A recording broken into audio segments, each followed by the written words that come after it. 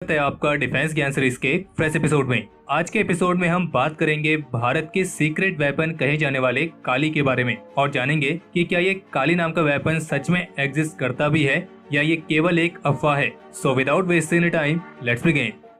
Video में आगे बढ़ने से पहले हम आपको स्पष्ट कर दें कि इसमें दिखाई गई सारी इमेजेस केवल रिप्रेजेंटेशनल पर्पस के लिए है। तो पब्लिक डोमेन में उपलब्ध जानकारी के अनुसार काली एक पार्टिकल एक्सीलरेटर है जिसे defence research and development organisation यानी कि DRDO और भाभा एटॉमिक रिसर्च सेंटर यानी कि बार्क इन दोनों ने संयुक्त रूप से विकसित किया है। और काली की फुल फॉर्म है किलो एम्पियर लीनियर इंजेक्टर। और जो एक काली शब्द है ये हिंदू गॉडेस काली का नाम है जिसका मतलब होता है विनाश की देवी। और इसके बारे में जो जानकारी उपलब्ध है उसके अनुसार काली को एक डायरेक्टेड एनर्जी वेपन के तौर पर डिजाइन किया गया था, लेकिन ये टारगेट को डिस्ट्रॉय करने के लिए कोई लेजर बीम नहीं छोड़ता है, बल्कि इससे रिलेटिविस्टिक इलेक्ट्रॉनिक बीम की इतनी पावरफुल पल्स जनरेट होती है जो कि टारगेट के ऑन बोर्ड इलेक्ट्रॉनिक सिस्टम्स को डैमेज करके उसे डिस्ट्रॉय करती है। यानी कि इसे डायरेक्टेड एनर्जी वेपन की कैटेगरी में तो रखा गया है, लेकिन ये लेजर वेपन से विपरीत है, क्योंकि जहाँ laser weapon high intensity laser की मदद से टारगेट में होल करके उसे डिस्ट्रॉय करता है, तो वहीं काली पावरफुल इलेक्ट्रॉनिक पल्स की मदद से इलेक्ट्रॉनिक सिस्टम को डैमेज करके टारगेट को डिस्ट्रॉय करती है।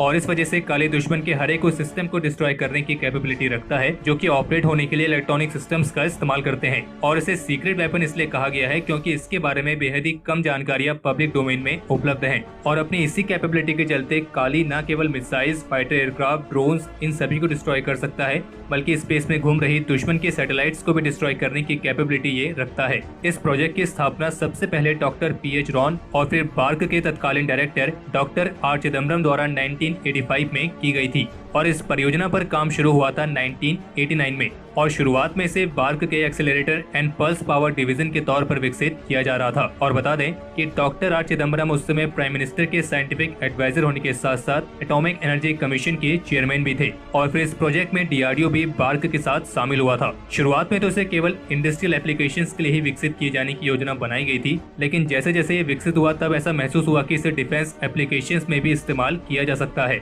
और इस प्रोजेक्ट के तहत जो सबसे पहला एक्सेलरेटर बना था उसकी पावर थी केवल 0.4 गीगावाट, फिर जिसे बाद के वर्जन में धीरे धीरे बढ़ाया गया। और ऐसे करके काली 80, काली 200, काली 1000, काली 5000 और काली 10000 इसके इतने सारे वेरिएंट्स पर काम किया गया। और रिपोर्ट तो यह है कि काली 5000 को इस्तेमाल करने के लिए लेट 2004 में कमीशन भी किया गया था। और जो काली 5000 है उसका पावर लेवल 40 गीगावाट तक है, जबकि पूरे सिस्टम का वजन 10 टन है। और जो इससे भी एडवांस वर्जन है काली 10000 उसका वजन 26 टन है। और अक्सर रिपोर्ट्स आती रही है कि DRDO इस काली सिस्टम का इस्तेमाल कई अलग अलग एप्लीकेशंस में करती है, लेकिन एक वेपन के तौर पर इसको सबसे पहले पहचान मिली थी सन 2012 में। दरअसल हुआ यह था कि 5 अप्रैल 2012 में पाकिस्तान के कब्जे वाले सियाचिन के ग्यारी सेक्टर में एक बेहद ही भयानक बर्फानी तूफान आया था और वहाँ पर एक ग्लेशियर का बड़ा हिस्सा टूटकर गिर गया था, जिसमें पाकिस्तानी आर्मी का जो बेस कैंप वहाँ पर मौजूद था वो पूरी तरीके से तबाह हो गया था, जिसमें पाकिस्तान के करीब 129 सैनिक और 11 सिविलियंस मारे गए थे।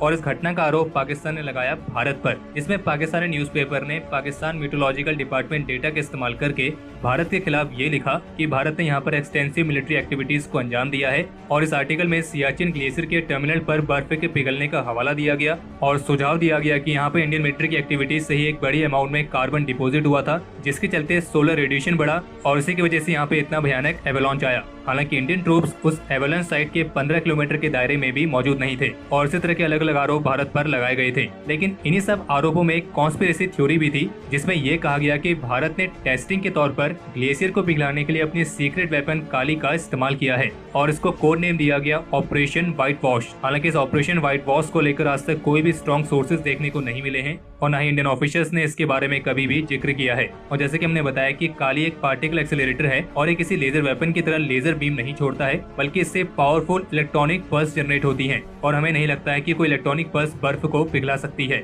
और जबकि कुछ का ये मानना है कि ऑपरेशन व्हाइट वॉश भारत की खुफिया एजेंसी रॉ और इंडियन मिलिट्री का एक सीक्रेट ऑपरेशन था।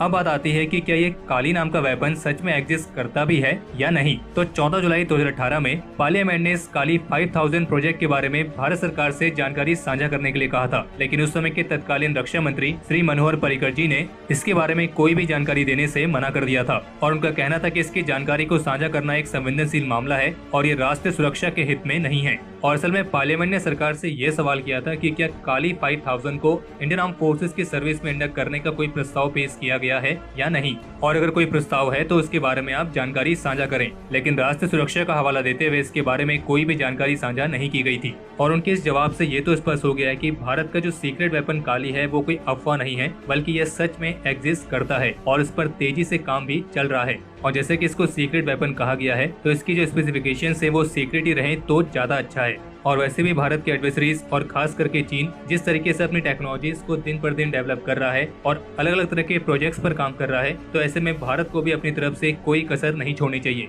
अगर हमारे पास कैपेबिलिटी है तो उस कैपेबिलिटी का इस्तेमाल भी करना चाहिए।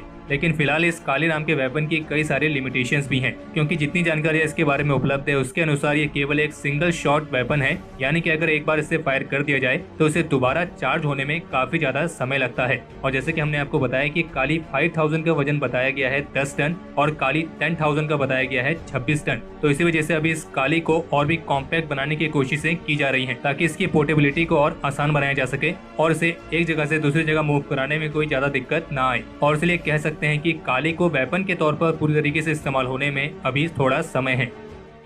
तो हमारे आज के इस एपिसोड के लिए इतना ही। अगर आपको यह एपिसोड पसंद आया हो तो इस वीडियो को लाइक करें, और अगर आपका कोई सवाल या फिर सुझाव हो तो उसे कमेंट सेक्शन में शेयर करें। बाकी अगर आपने इस चैनल को सब्सक्राइब नहीं किया है तो इस चैनल को सब्सक्राइब करना ना भूलें।